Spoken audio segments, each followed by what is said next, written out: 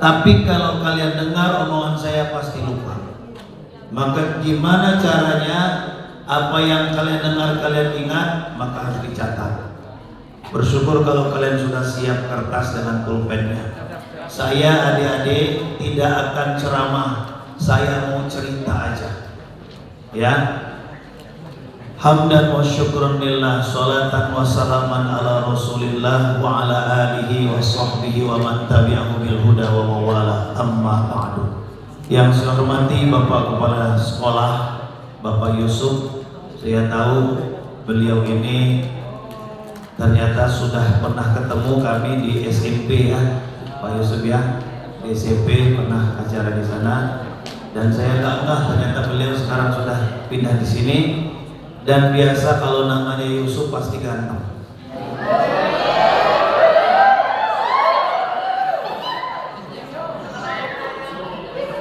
Dan saya pernah baca sejarah Nabi Yusuf. Ini mau ngebanggain Pak Yusuf dulu nih biar GR ya. Anak-anak, jangan bandingkan Nabi Yusuf dengan Mister Yusuf. Kenapa? Ukuran gantengnya Nabi Yusuf itu, nih lihat saya sini. Saya pernah baca ceritanya Nabi Yusuf itu. Ternyata seorang putri, bukan permaisuri ya, putri raja dapat perintah ada seorang laki-laki ganteng di pasar. Dia sedang ditaruh di tempat yang tinggi, dipertontonkan. Penasaran putri raja ini, dia berangkat ke pasar. Lihat anak-anak yang dari depan sampai belakang. Gimana reactionnya? Seorang putri raja yang biasa hidup dengan bergelimang kemewahan, tapi melihat seorang pemuda namanya Nabi Yusuf, bukan Mister Yusuf ya, Nabi Yusuf, waktu mata beradu mata. Coba lihat saya sini. Kamu lihat mata saya, kalian lihat mata saya.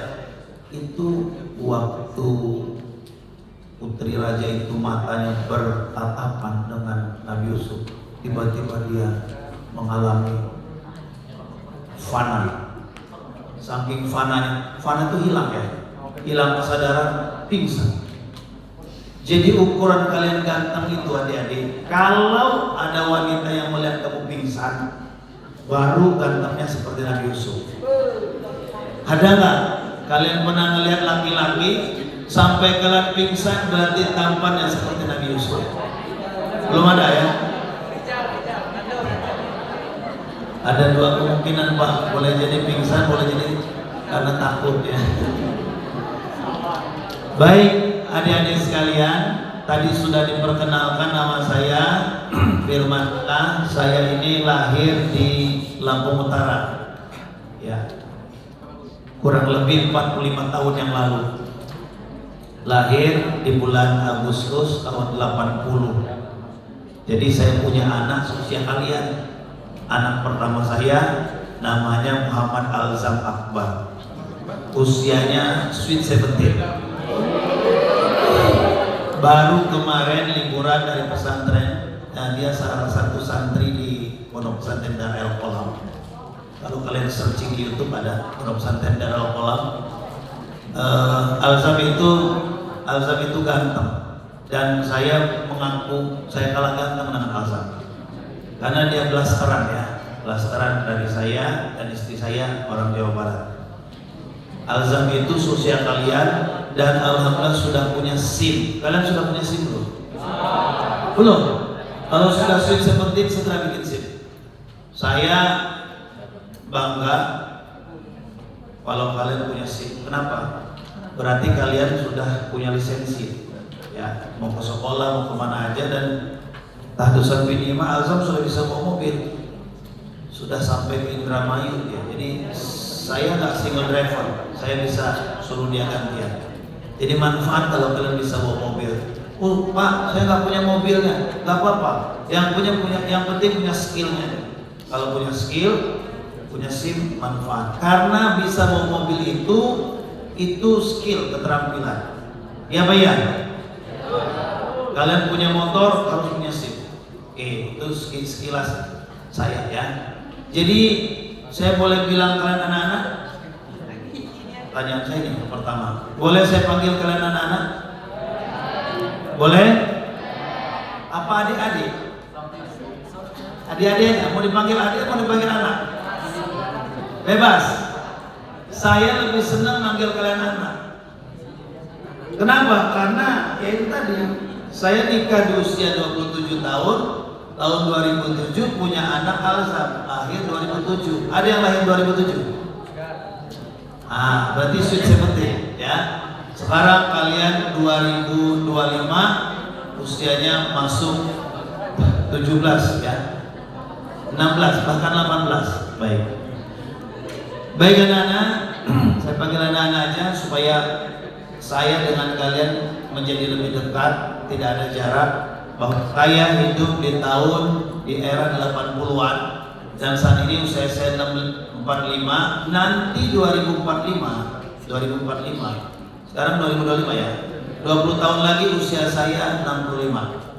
Dan usia kalian saat itu tinggal ditambah 20 tahun dari sekarang. Siapa namanya? Nando. Zidan. Nando. Zidan. Zidan umurnya berapa? 16 tambah 20. 36. Mudah-mudahan Zidan kita doakan jadi gubernur nanti. Pasti bangga dong ya. Seusia 36 tahun bisa jadi gubernur. Jangan salah. Saya punya orang yang sebaya umurnya dengan saya, dulu gubernur Lampung, Muhammad Ridho Fitardo. Waktu beliau hadir di Lampung Selatan, saya yang ceramah. Saya bilang sama beliau foto berdua. Pak Gubernur, kita satu umuran, seumuran. Waktu itu beliau jadi gubernur di usia masih muda ya, 30 sekian tahun.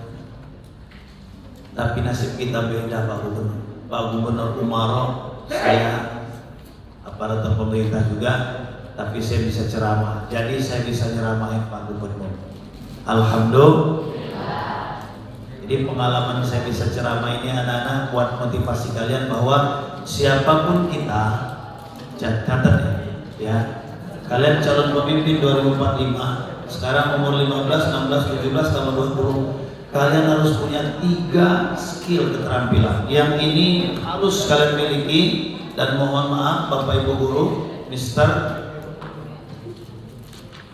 anak-anak kita harus punya 3 skill kemampuan ini. Kamu harus yang pertama pinter mikir. Kalau dengan sekolah begini bisa pinter mikir ya, karena kalian dikasih ilmu terus setiap hari. Pinter nih. Sebab nanti ada pertanyaan, kamu harus punya jawabannya. Nanti di akhir udah ada 5 itu hadiah. Nanti akan saya random siapa yang bisa ya. Yang kedua, kalau sudah pintar mikir calon pemimpin, mau pemimpin paling tinggi nanti presiden, pemimpin paling rendah di rumah tangga, kepala keluarga, kamu harus pintar mikir. Yang kedua, pintar bergaul. Biasanya anak IPA, saya juga anak IPA. Ya. IPA itu biasanya kurang pintar bergaul, tapi enggak juga. Ya. Jadi IPA itu dia punya kecerdasan, knowledge, dia pintar mikir. Kalau anak IPA pintar mikir ditambah lagi pintar bergaul, udah 2 syarat jadi pemimpin. Pintar bergaul. Yang ketiga, pintar ngomong. Ini yang saya sedang praktekkan. Anak-anak, waktu kalian nanti kuliah, kalian dites pintar ngomong dengan teman kamu. Waktu diskusi bikin makalah, benar gak? Tapi waktu kalian mau jadi sarjana, kamu harus pintar mikir, pintar bergaul, pintar ngomong di depan dosen. Bayangin. Coba bedain, dengerin, perhatikan ya. Kalau kamu pintar ngomong depan teman kamu sendiri, kamu bisa guyon, bisa bercanda kan. Tapi kalau sudah ngomong, pintar ngomong depan dosen, kalian harus mempertahankan skripsi kalian, itu luar biasa. Jadi dari sekarang harus diasah. Kamu pintar ngomong depan teman aja dulu. Berdebat gak apa-apa, berdebat. Nanti lama-lama setuju gak setuju, suka gak suka, kalian harus pintar ngomong depan dosen kamu. Karena langkah terakhir kalian harus lulus sidang skripsi. Ya, Nana, perhatikan. Suara saya ini serak karena saya safari dakwah kemana-mana, tapi baru di Lampung aja, belum nyebrang. pernah ke Indramayu, pernah saya di Bogor pernah. Jadi suara saya walaupun serak, tapi tolong dengarkan ya. Karena syarat kalian mau jadi pinter 3. Nih perhatikan, ini catat nih. Karena kalau di kelas mungkin nggak dapat ini saya sampaikan di sini. Allah berfirman dalam Al-Quran. Ini syarat kalau kalian ingin menjadi orang yang pintar. 3. Allah berfirman, A'udzubillahi minasyaitonirrajim. Wallahu akhrajakum min butuni ummahatikum la ta'lamuna syai'an وَجَعَلَ لَكُمُ السَّمْعَ وَالْأَبْصَارَ وَالْأَفْئِدَةَ لَعَلَّكُمْ تَشْكُرُونَ. Nanti kalian searching di Google ayat ini diawali dengan Wallahu akhrajakum min butuni ummahatikum, dan Allah telah mengeluarkanmu dari perut ibumu, alias lahir. Betul? La ta'lamuna syai'a, saat itu kamu tidak tahu apa-apa. Orang tidak tahu itu kan berarti mohon maaf, namanya nggak tahu, berarti nggak pintar, nggak jenius, nggak smart, nggak clever, nggak tahu apa-apa. Kalau saya harus bilang ya bodoh dumu, nggak ada apa-apa, dongok katanya, goblok, tolol, udah keluar semua tuh. Tapi kata Allah apa? وَجَعَلَ لَكُمُ السَّمْعَ وَالْأَبْصَارَ وَالْأَفْئِدَةَ لَعَلَّكُمْ تَشْكُرُونَ. Ada yang hafal ayat ini? Apa? Coba ulangi. A'udzu billahi minasyaitonir rajim. Bismillahirrahmanirrahim. Wallahu akhrajakum min butuni ummahatikum la ta'lamuna syai'a wa ja'ala lakumus sam'a wal absara wal af'idah la'allakum tashkurun. Tahu nama suratnya? Surat An-Nahl ayat 78. Enggak, saya pernah baca. Selamat. Dikasih dulu ya. Baik. Surat apa tadi? An-Nahl ayat 78. Tadi ya, An-Nahl ayat itu. Saya tuh ayat apa? Silakan dulu. Makasih. Saya tuh apa ayatnya tapi lupa. Jadi dia si Jidan ya. Zidan apa Jidan? Jidan. Nah, Jidan. Al-An'am An-Nahl ayat 78 ya. Ingat ya, 78. Ini modal kita kalau mau jadi orang yang pintar. Ternyata kata Allah, waktu kamu lahir saya nggak buat kamu tuh pinter, jenius, profesor, doktor, nggak ada lahir. Tapi Allah beri bekal 3 anak, diperhatikan. Ini rahasia. Karena ada orang lahir nggak dikasih sama Allah. Yang pertama pendengaran, sam'a. Ada orang lahir, ada daun telinganya tapi nggak bisa dengar, alias tunarungu dia. Maka naudzubillah min dzalik, kita lahir ke muka bumi punya pendengaran. Kalau kalian mau pintar, yang depan-depan ini perhatikan ya. Ini mau pintar semua nih, yang belakang kalau mau dengerin, gunakan pendengaran indera kalian.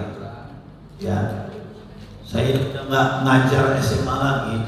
Dulu saya ngajar di MAN dan tahu mereka Pak Firman galak katanya. Oh galak saya, benar. Saya itu nggak biasa kalau saya ngomong ada yang ngobrol, nggak biasa. Dan bayangkan satu-satunya guru MAN yang doktor se-Lampung cuma saya. Maka saya pindahlah, saya bilang saya nggak cocok lagi ngajar anak-anak SMA. Karena saya nggak terbiasa diajak ngomong. Saya bicara dia ngomong tuh nggak biasa. Maka saya ngajar S2 sekarang. Ngajar bapak-bapak, ibu-ibu. Mereka betul-betul menghargai ilmu. Maka kalau kalian pengen pintar, dengerin, pakai telinga. Wal absar, pakai penglihatan, liatin yang ngomong siapa. Tuh kan? Yang ketiga, hadirkan hati. Karena boleh jadi orang dengar, orang melihat apa yang disampaikan, tapi hatinya kemana-mana. Benar? Benar kan? Ini udah mulai agak semangat ya. Ini 3 itu kalau kalian ingin jenius. Siapa manusia paling jenius sepanjang masa? Kita bukan bicara Nabi ya. Leonardo da Vinci, bukan Leonardo DiCaprio. Kalau Leonardo DiCaprio siapa? Hah? Pernah tahu film Titanic? Nggak tahu ya, bukan zamannya ya. Tahu? Nonton nggak Titanic? Wah, itu kita masih bujang itu. Titanic, Leonardo DiCaprio. Leonardo da Vinci, kalau kalian punya bukunya baca. Pak Firman punya. Saya koleksi buku. Saya senang betul baca buku biografi orang-orang sukses. Salah satu di antaranya Leonardo da Vinci. Kenapa beliau itu digelari manusia jenius sepanjang masa? Karena multi talenta. Dia menguasai ilmu yang luar biasa banyak. Sehingga kalau ada satu contoh ya. Kalau ada orang bikin patung, maka patungnya yang paling mirip bikinan Leonardo da Vinci. Kenapa? Dia bukan hanya ahli seni melukis, tapi dia juga membuat patung dengan ilmu anatomi tubuh. Pernah dia bikin patung kuda, bisa mirip persis dengan aslinya. Tinggal dikasih roh nyawa aja hidup itu kuda. Kenapa bisa mirip banget? Karena dia menguasai ilmu anatomi tubuh. Dia buat kuda sedemikian rupa, dia tahu uratnya di mana, ototnya di mana. Luar biasa Leonardo da Vinci. Itu baru satu tuh kecerdasan dia. Lalu kemudian dia punya kecerdasan membuat gambar lukisan Mona Lisa, kalian tahu? Dan itu buatan Leonardo da Vinci paling mahal di hati. Itu merinding saya. Memang orang-orang pintar tuh punya trik bagaimana dia bisa jenius. Perhatikan, kalau saya hadir ke sini dengan perjalanan 2 jam dari kalian dan ke sini dan kalian tidak ingin tahu apa yang ingin saya sampaikan, mohon maaf. Kalian anak-anak belum bisa memakai prinsip curiosota. Apa itu curiosota? Keingin-tahuan. Saya pengen tahu Pak Firman saya ini, Dr. Haji Firmansyah SPD MPD, siapa dia? Dia datang dari Kaldia, saya pengen tahu siapa dia. Rasa ingin tahu ini bertanya-tanya. Itu. Jadi kalau kalian ingin smart, clever, jenius, pintar, hadirkan telinga, pendengaran dan hati. Ini rumus, catat. Hari ini tanggal berapa? 30 Januari, catat 30 Januari 2025 Pak Firmansyah ngomong ini.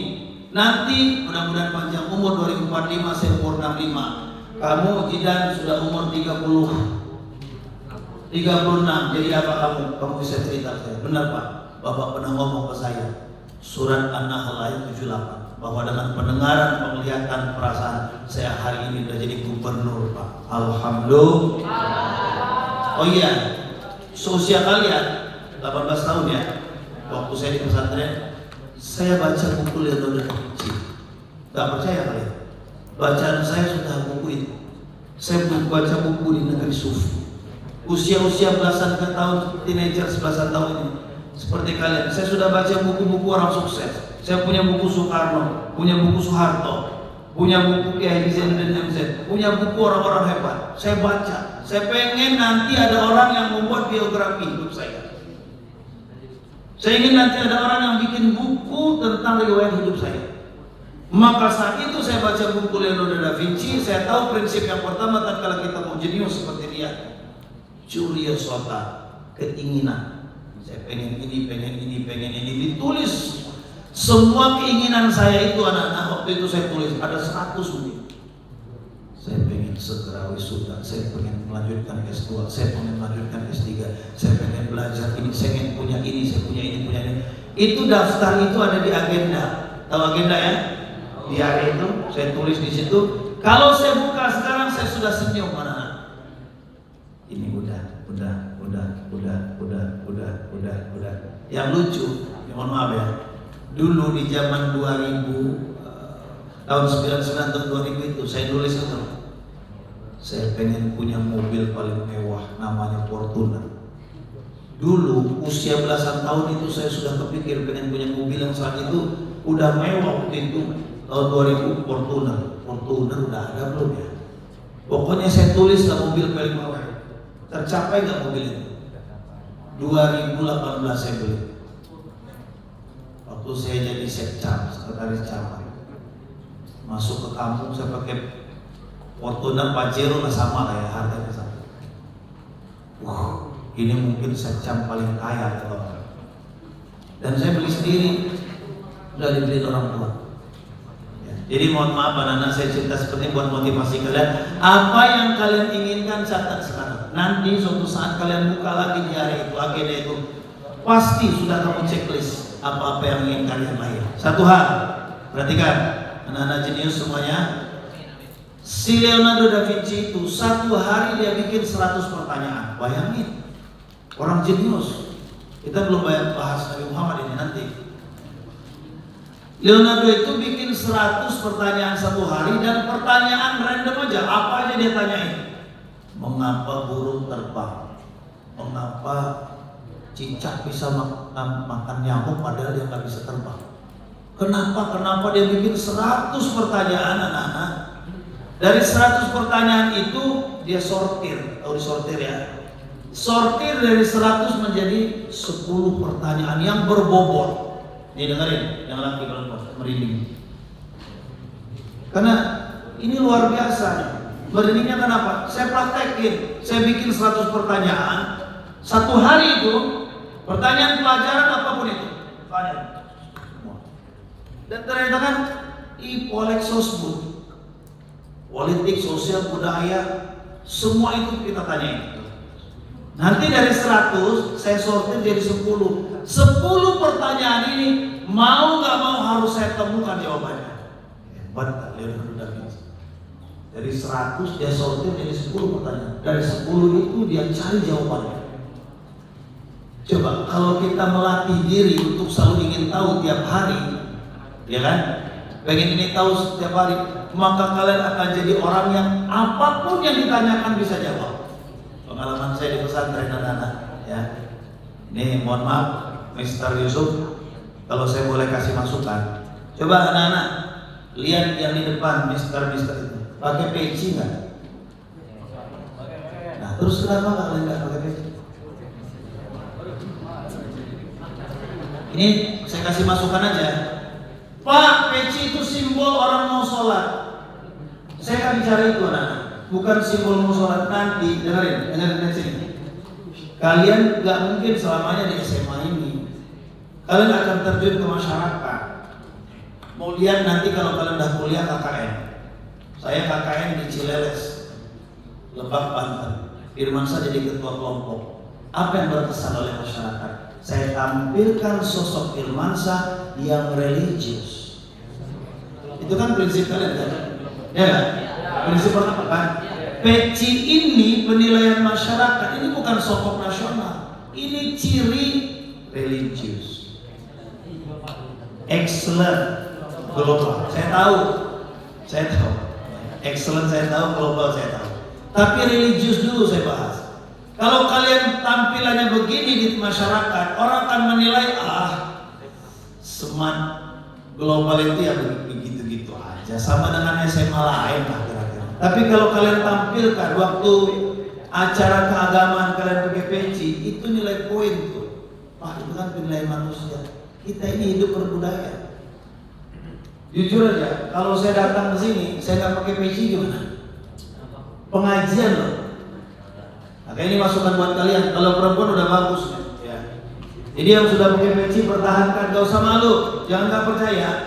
Saya pakai peci, anak-anak dengerin ya. Saya pakai peci semenjak saya masuk pesantren Usia Sanawiyah. Nggak lepas peci saya. Maka ini jadi ciri khas. Loh, yang benar Pak. Ini bolong nggak? Bolong ya? Karena kepala saya botak. Jadi saya harus cari peci yang AC, depan belakang full, dingin. Karena kalau pakai peci, maaf jadi, maaf. Nah ini sama nih guys. Kalau nggak pakai lubang angin AC, beda ya, panas. Nanti garuk terus. Jadi itu ya, masukan buat kalian ya. Religius itu simbolnya. Jadi jangan anak-anak kalian malu dengan simbol. 700 tahun Indonesia berjaya di Andalusia. Kenapa bisa berjaya? Karena anak mudanya dulu masih senang dengan simbol-simbol Islam. Pernah suatu ketika ada musuh pengen masuk Andalusia, pas mau masuk ke pintu gerbang Andalusia ketemu anak-anak. Kamu nangis.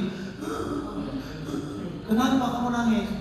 Saya tadi latihan memanah nggak kena-kena. Tuh, pikiran musuh ini, waduh, jangan dulu diserang ini Andalusia. Anak kecilnya aja lagi mengamalkan sunnah Nabi, mainnya panah, main panah, renang sama berkuda, kan? Ini anak kecilnya aja main panah, waduh bahaya. Tapi setelah 700 tahun datang lagi musuh, sampai di situ ketemu pemuda lagi nangis di pintu gerbang Andalusia. Kenapa? Habis diputusin pacar. Wah, inilah saatnya meruntuhkan Andalusia.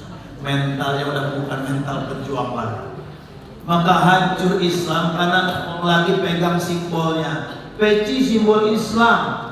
Kalau orang udah pakai peci, jilbab simbol Islam, betul? Al-Quran, tasbih kita bawa pakai sarung. Kalau kita malu dengan simbol-simbol itu, maka siap-siaplah Islam akan kehilangan identitas. Jelas? Jelas? Ya mudah-mudahan nanti kalian ini ada juga yang kuliahnya bukan hanya di Indonesia tapi di Mesir. Amin. Oh, kuat amin. Yang perempuan nggak mau ke Mesir? Mau? Ya. Jadi cerita teman saya yang kuliah di Timur Tengah. Saya juga dulu maunya ke Timur Tengah tapi nggak jadi. Karena jalurnya ternyata beda. Qadarullah beda. Kata mereka biasa mah kalau di Mesir itu orang bawa Quran, bis bawa Quran, murajaah, hafalan, dan turun dari bis dia gelar sejadah sholat. Hidupannya begitu luar biasa. Ya.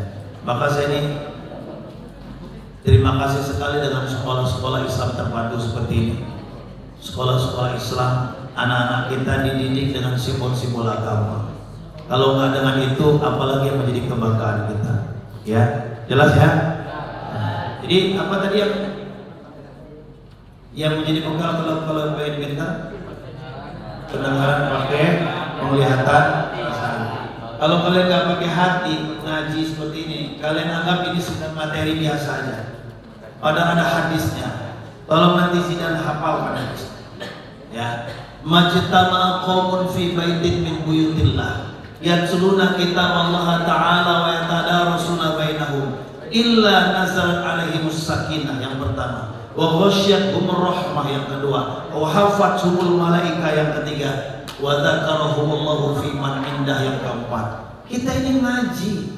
Ini bukan lagi apa yang kemarin itu Mr. Yusuf sehari sebelum ini ada acara apa di sini? Ini bukan training. Anak-anak, ini bukan training, ini pengajian. Kenapa saya bilang pengajian? Karena diawali dengan ayat Al-Quran dibacakan. Wa yatadarasuna bainahum dan dikaji. Sebentar lagi saya kaji, tapi nggak lama-lama. Illa nazalat alaihimus sakinah, maka Allah turunkan 4. Pertama, kalau kita suka kaji itu bukan training ya. Allah turunkan ketenangan di hati. Dan ini rumus. Kalau kalian punya uang bisa beli kesenangan. Ini quote-nya. Materi hanya bisa membeli kesenangan, tapi kalau ibadah ngaji seperti ini bisa membeli ketenangan. Dan beli Allah turunkan. Anak-anak, catat ya. Yang pertama, Allah turunkan ketenangan. Nanti saya tanya, yang bisa jawab nanti ada hadiah. Yang kedua, kalau kita hadir di majelis seperti ini, majelis ilmu pengajian seperti ini, setelah Allah turunkan ketenangan, Allah liputi kita yang hadir ini dengan rahmah, kasih sayang. Ustaz Hadi Hidayat pernah bilang, ada jemaah saya hadir sekali-sekalinya, minggu depannya nggak hadir lagi. Pas ditanya kemana dia, meninggal Ustaz, datang semua melayang. Baru tahu ternyata yang meninggal ini adalah seorang mantan pramugari yang hijrah. Kalian tahu? Ternyata yang ikut melayat itu adalah teman-teman satu pengajian semua. Sedangkan teman-teman yang sudah puluhan tahun bekerja dengan dia hanya kirim karangan bunga. Artinya apa? Orang yang hadir di pengajian ini anak-anak ini majelis ilmu ini hatinya sudah diikat oleh Allah dengan kasih sayang, maka sering-seringlah kalian hadir di pengajian. Sekarang lagi viral Ustaz Hanan Ataki, ya Islam hijrah begitu. Memang kalau anak-anak, mohon maaf ya, pendidikan konvensional di luar ini yang SMA, SMP, anak-anak di luar senang dengan kajian-kajian hijrah. Ya, itulah hal yang positif saya kira. Ketemu ustadz yang memang sesuai dengan yang diinginkan audiens. Nah, tapi tentu kalian nggak boleh beranggapan bahwa kalau saya sudah ikut kajian Islam itu hijrah Islam itu saya sudah paling berilmu. Nah, mohon maaf, saya harus sampaikan di sini. Dan jangan kalian underestimate dan menganggap saya hanya egosentris, enggak. Nah, jujur sebenarnya ya, kalau kalian bisa, tapi ini belum terlambat. Selesai dari SMA, nanti kalian mondok apa? Emang ada?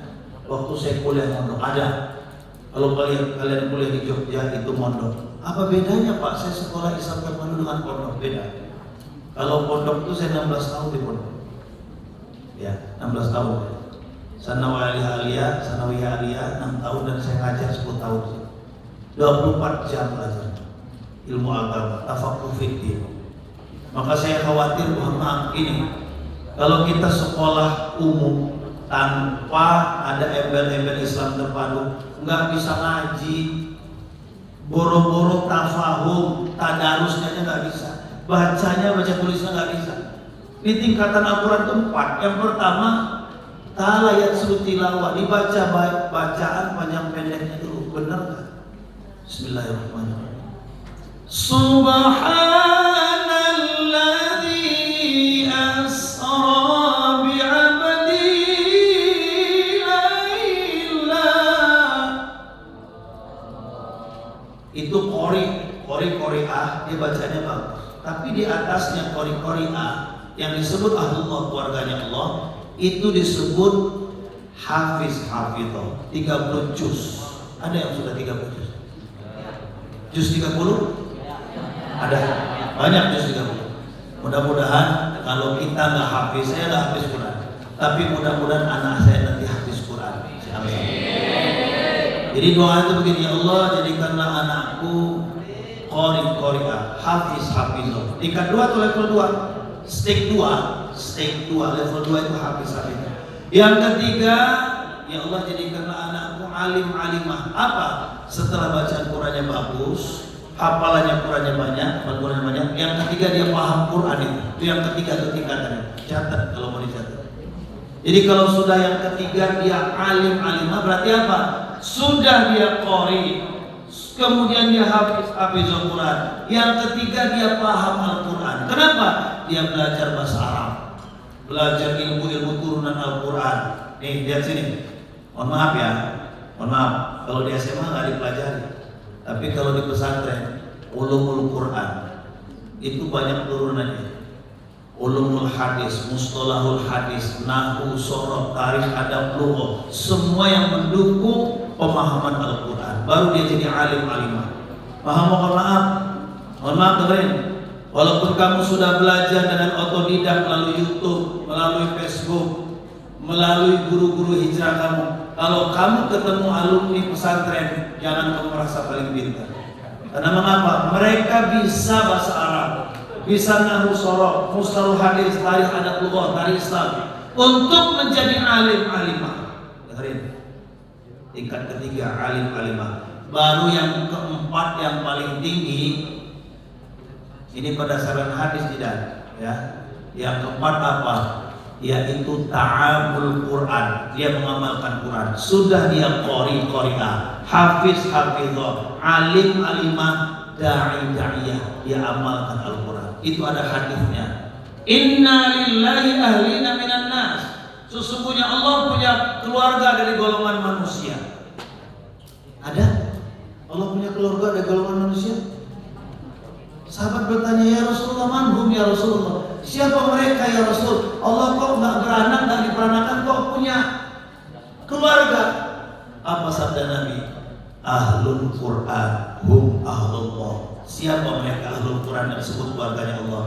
Qari qari'ah, hafiz hafizah, alim alimah, da'i da'iyah, wa khassatuhu, dan mereka lah hamba Allah yang khusus. Anak-anak dengerin, dengerin. Jadi kalian jangan sampai ada pikiran begini, Pak, saya kan lulusan SMA, nggak mungkin saya qari, nggak mungkin saya hafiz, nggak mungkin saya alim, nggak mungkin saya jadi da'i da'iyah. Toh ilmu itu buat apa, Pak? Saya kan mau jadi dokter nanti, saya kan mau jadi insinyur, saya kan mau jadi sarjana ekonomi, saya kan mau jadi PNS. Loh, justru kalau kamu jadi dokter tapi kamu hafal Quran, justru kalau kamu jadi PNS tapi kalian itu qari, justru kalau kalian itu menguasai tempat kerja apapun di muka bumi ini, tapi kalian tafaqquh fiddin, justru itu yang pemimpin nanti. Maksud saya pemimpin apa? Nah, pernah hidup kita di zaman presiden yang beliau ulama plus umarok. Ya Pak ya? Siapa? Ada yang tahu? Siapa? Gus Dur. Beliau itu tafaqquh fiddin, paham agama, dan beliau presiden. Bukankah itu sejarah Rasul? Baginda Rasul itu bukan hanya pemimpin rakyat, tapi pemimpin umat. Ini mulai masuk ke poinnya. Apa itu? Kalau peristiwa Isra Mi'raj itu tiap tahun diperingati, perintahnya udah jelas sholat. Tapi apa iya zaman sekarang, mohon maaf, saya bicara di forum ilmiah seperti ini, apa iya ada presiden, gubernur, bupati, camat, lurah seperti Nabi? Pertanyaannya apa? Apanya yang sama? Sallu kama ra'aitumuni usolli. Itu hadis. Pernah dengar hadis itu? Sholatlah kalian sebagaimana aku sholat. Aku ini Rasul, aku ini Nabi, aku ini kepala pemerintah, aku pemimpin rakyat, aku pemimpin umat, aku presiden, aku gubernur, aku bupati, aku camat, aku lurah. Aku pemimpin rakyat tapi juga aku pemimpin umat. Aku yang imamin umatku sholat. Udah tinggi nih omongan saya. Karena saya tuh rindu anak-anak. Kalau ada presiden tapi dia imamin sholat. Kalau ada gubernur dia yang azan. Kalau ada bupati dia khutbah Jumat. Mudah-mudahan lahir dari kalian ini nantinya. Amin. Kan zaman Gus Dur beliau kiai tapi juga presiden. Nabi sudah mempraktekkan itu dan mengkader 4 sahabatnya. Catat sama kalian tidak lupa. Siapa itu? Abu Bakar As-Siddiq, ulama plus umarok. Umar bin Khattab, ulama plus umarok. Utsman bin Affan, ulama plus umarok. Ali bin Abi Thalib, ulama plus umarok. Pemimpin rakyat, pemimpin umat. Nabi, anak-anak, seumur hidup sholat ke masjid, bahkan bukan hanya sholat, beliau yang jadi imamnya. Coba kalau ada presiden yang setiap sholat dia imam, cari bupati setiap waktu datang sholat dia imam, ada apa? Mudah-mudahan nanti di metro, ada orang metro di sini. Mana orang metro? Kiai yang menjadi wali kota metro itu kiai, masya Allah. Mudah-mudahan beliau menjadi pemimpin yang amanah. Amin. Saya doakan malah, karena jarang itu limited edition. Kalau ada ulama plus umarok. Dengerin, kamu ngerti yang saya ngomong ini? Ngerti gak? Bahwa Allah akan mengangkat derajat orang yang beriman dan beramal, berilmu. Apa beriman? Menguasai ilmu agama, berilmu menguasai ilmu dunia. Ya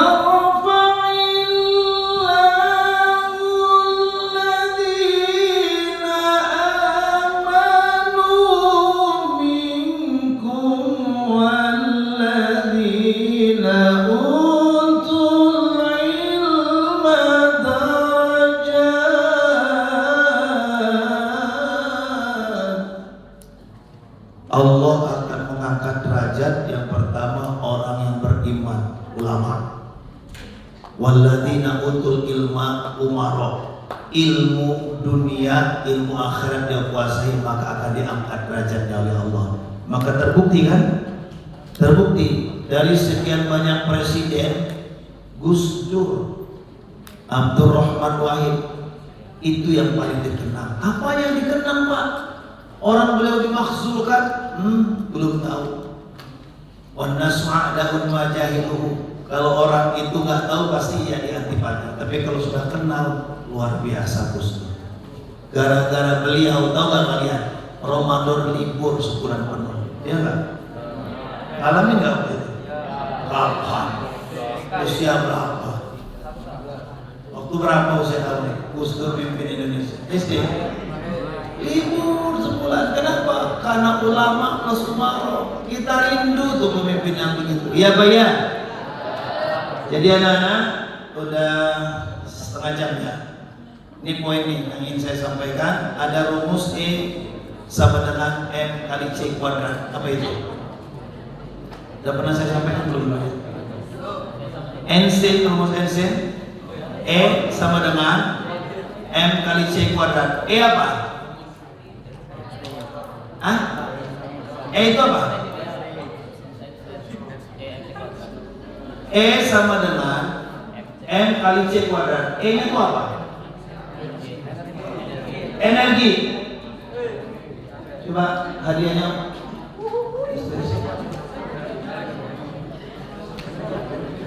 Saya kalau suruh ke depan waktu ya. Jadi kalau saya tanya bisa saya kasih. Berdiri. Berdiri. Ini apa sih?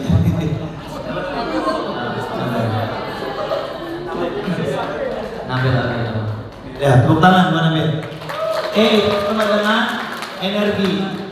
Energi dihasilkan dari M kali C kuadrat. M-nya apa?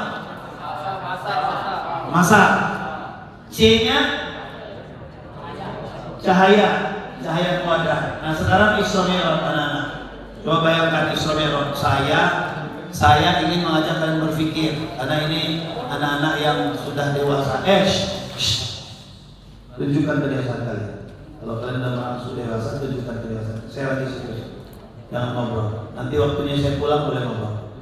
E sama dengan M kali C kuadrat. Siapa yang tahu berapa kilometer per detik cahaya merambat? Cuma tangan. Berapa kilometer per detik cahaya merambat? Ada yang tahu? Berapa? Suara dengan cahaya lebih cepat mana merambat? Berapa? Siapa yang tahu cahaya merambat per detik? Ada yang tahu? Salah nggak apa-apa. Berapa? 3 juta salah. Ada yang lain? Tebak-tebakan itu teman. Berapa? Hah? 1 detiknya berapa kecepatan cahaya merambat? Kilometer. Kasih hadiah 300.000 kilometer per detik. Berdiri. Kamu ngobrol tapi pintar ya ini. Saya lihatin ngobrol tapi pintar. Hebat kamu. Wah, tinggi juga.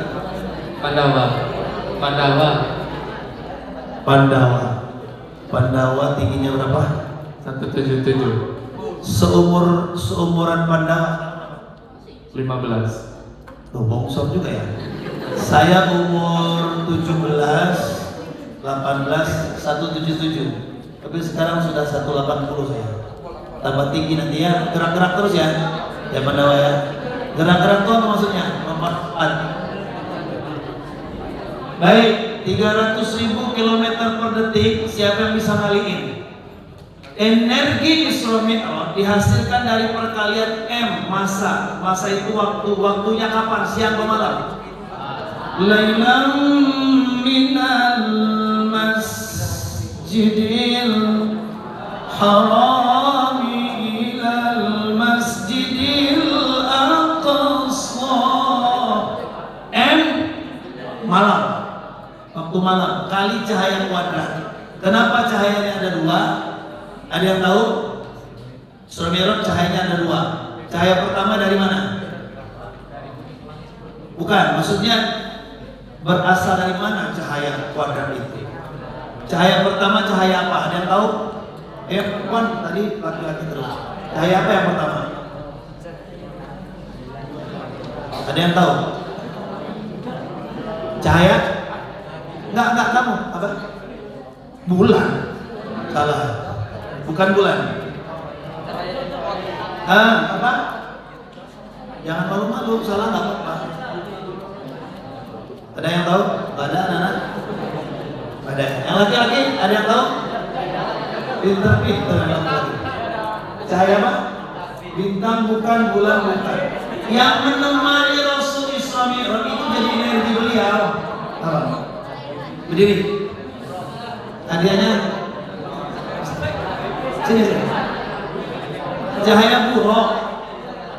Dalam bahasa Arab, barakun itu artinya apa? Ada yang tahu? Habis hadiahnya. Siapa namanya? Antara Al-Quran. Ahmad Arif. Oke, kasih ya. Jadi anak-anak ada dua cahaya. Yang pertama cahaya buruk. Buruk itu barakun. Barakun itu kilat. Kilat itu cahaya. Satu lagi ditemani siapa? Malaikat Jibril. Khuliqat min nur. Malaikatu al-malaikatu khuliqat min nur. Malaikat itu tercipta dari cahaya. Sekarang kalikan cahaya buruk 300.000 km kali cahaya malaikat 300.000 km. Karena C pangkat 2 itu kan artinya C kali C, bukan C tambah C, betul? Sekarang kalikan, siapa yang tahu? 300.000 kali 300.000 itulah kecepatan Nabi per detik. Ada yang tahu? Jangan laki-laki semua. Ada yang tahu? 900 juta belum tepat. 90 miliar tepat. Berdiri. Habis ya? Masih. Ini tinggi juga ini. Dafa. Ya. Kelas berapa Dafa? Kelas 12. 12. Jadi apa? Mau jadi ASN. ASN ya. Baik, terima kasih. Dafa, selamat. 90 miliar kilometer per detik. Ini masih membingungkan ini anak-anak. Kalau guru fisika, kalau kalian belajar fisika pasti kaget. Masa iya badan Rasul nggak hancur, sedangkan kecepatannya melesat 90 miliar kilometer per detik. Kalian kan anak-anak pintar. Kalau saya nyampein materi ini ibu-ibu pengajian nggak mudeng ngomong Ustaz. Kalau kalian kan kali MC kuadrat udah rumus Einstein itu udah paham. Rumus Isra Mi'raj itu energi Isra Mi'raj hasil perkalian malam, cahaya malam hari dengan cahaya buruk dan cahaya malaikat dikalikan jadi satu. 90 miliar kilometer per detik. Muncul pertanyaan guru fisika, apa iya Ustaz? Saya belum percaya kalau belum ditemukan jawabannya. Apa itu? Apa iya badan Rasul gak hancur? Yang kedua, apakah Rasul itu berangkat ruhaninya saja apa jasadnya juga? Ulama sepakat bahwa yang berangkat jasadnya dan ruhaninya, jisman wa ruhan. Tapi guru fisika masih nggak percaya juga. Apa iya Ustaz? Apa iya Pak Kiai bisa melesat 90 miliar kilometer per detik? Ternyata jawabannya ada di Al-Quran. Alladzi barakna haula. Siapa yang memberkahi? Allah. Kami yang memberkahinya, kata Allah. Jadi anak-anak, kalimat haula itu ternyata Rasul itu haul. Ini haul ini nih. Ini apa ya? Ini haul itu ini.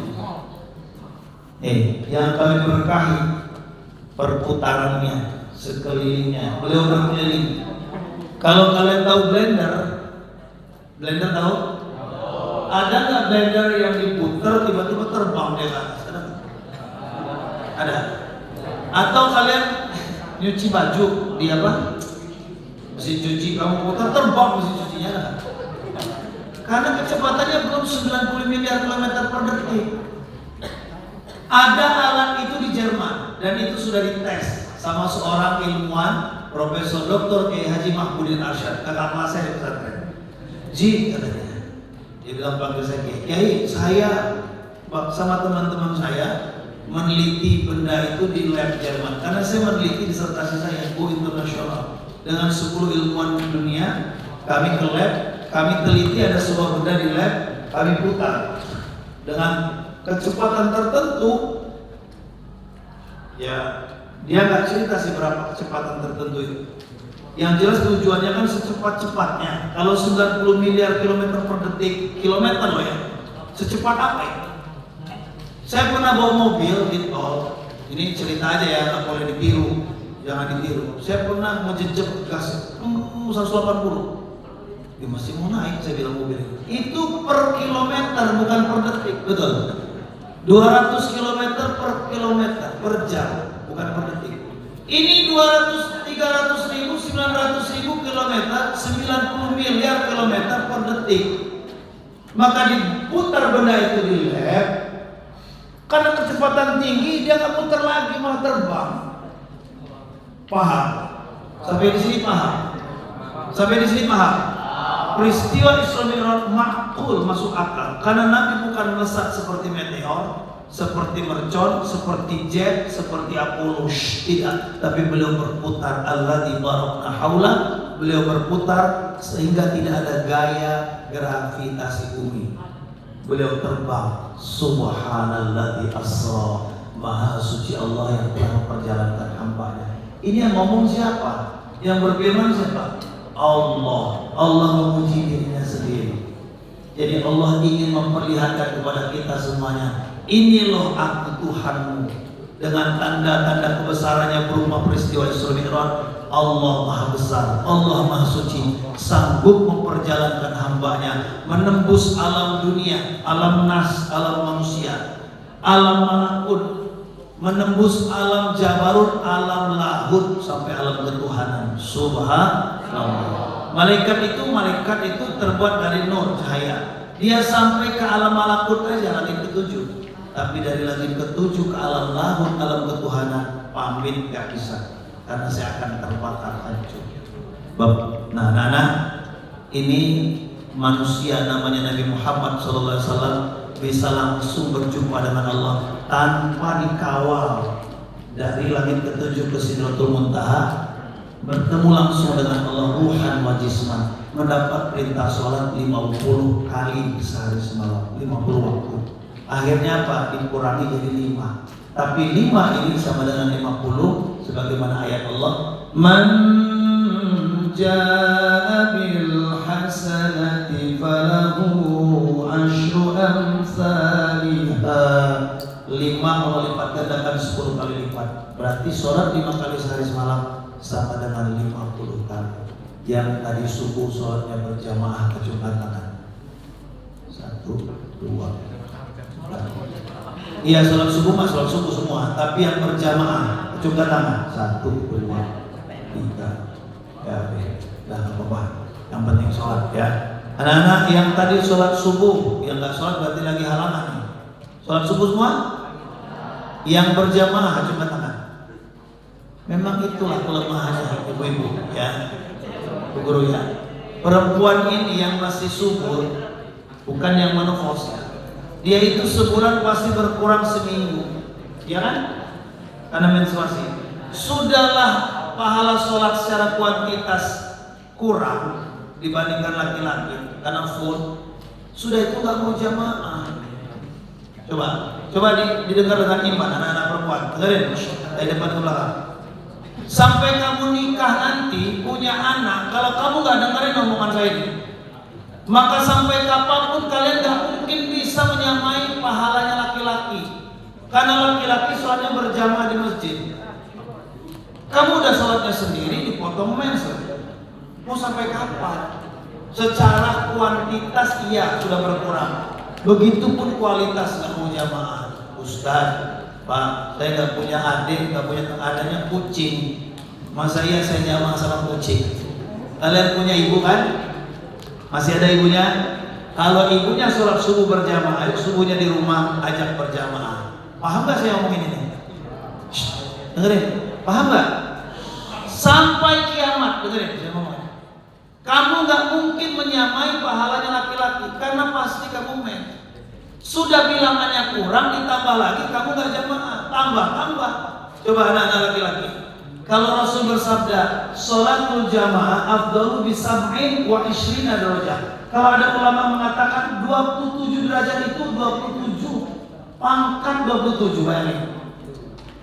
Tadi cium pangkat 2 aja udah kali 2, 300.000 kali 300.000. Kalau sekarang pangkat 27 gimana sih? Pahalanya luar biasa loh jamaah. Kamu di rumah malah gak jamaah. Paling susah dibangunin yang perempuan.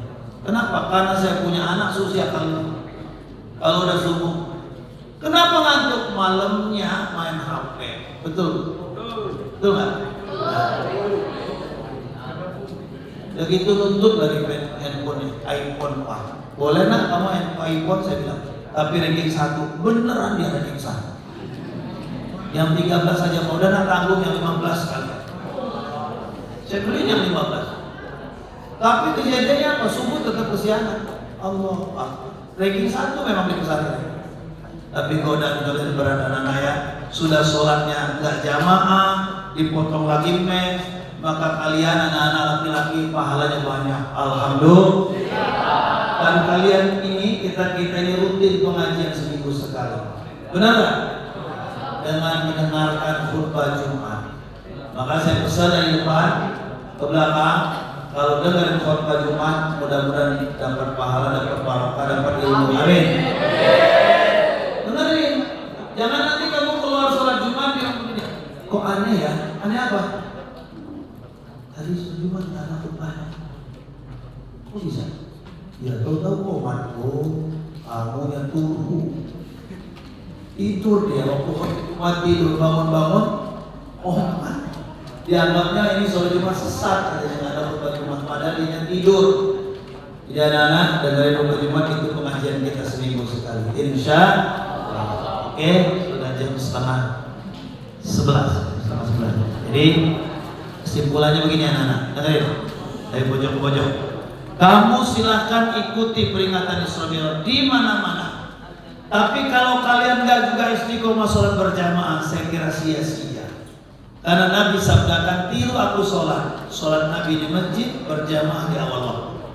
Itu baru syariat. Mudah-mudahan saya doakan kalian ini nanti bukan hanya belajar fikih syariat, tapi belajar hakikat tauhid. Amin. Dan apa namanya? Karir, ya. Saya jemaah pengajian tarekat. Saya sampaikan kepada kalian, teman sekolah, teman belajar saya anak-anak muda. Firman sudah doktor masih mau ngaji lagi sama anak muda, kami ngaji tarekat. Biar apa? Biar sholat bukan hanya syariat, tapi hakikat ma'rifat. Sholat yang betul-betul insya Allah khusyuk. Nah, jangan belajar stop sampai di syariat fikih, nanti kamu bina-binain orang. Sibuk menilai sholat orang. Tapi kalian benar itu sibuk menilai sholat sendiri. Udah benar kok dulu. Belajar fikih, belajar tauhid, belajar tarekat, belajar tasawuf. Insya Allah harus punya guru mursyid anak-anak.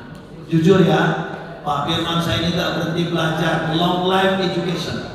Minal mahdi ilal lahdi, sampai kapanpun saya belajar, terutama belajar bagaimana sholat yang khusyuk. Cukup ya, materinya saya cukupkan sekian. Mudah-mudahan nanti ada penceramah lain yang memotivasi kalian. Sukses tidaknya dilihat dari nanti kamu selalu, sering, pernah, jarang, atau kadang-kadang. Oh masih ada? Oh ada ini. Mau? Oke, terakhir ya. Saya nggak mau panggil ke depan karena waktu ya. Anak-anak, ini kalau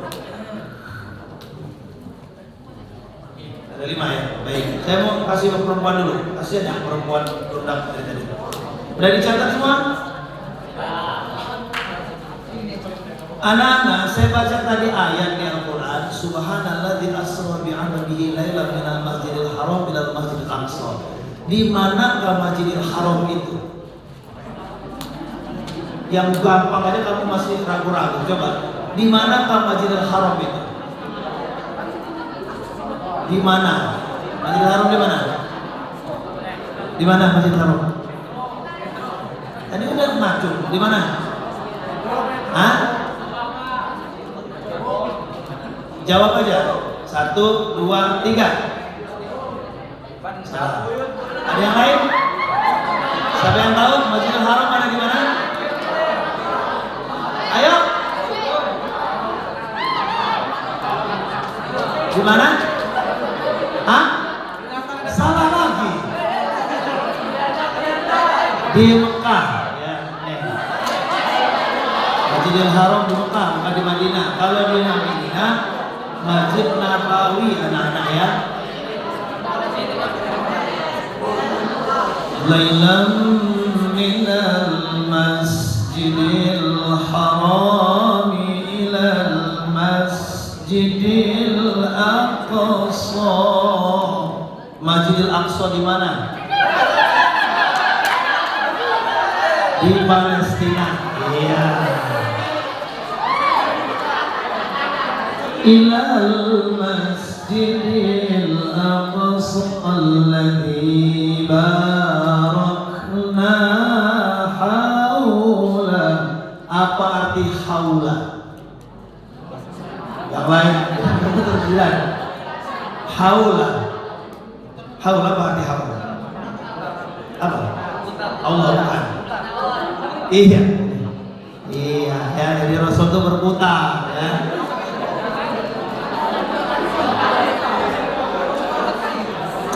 Waktu Rasul ditemani malaikat Jibril itu melalui 3 alam.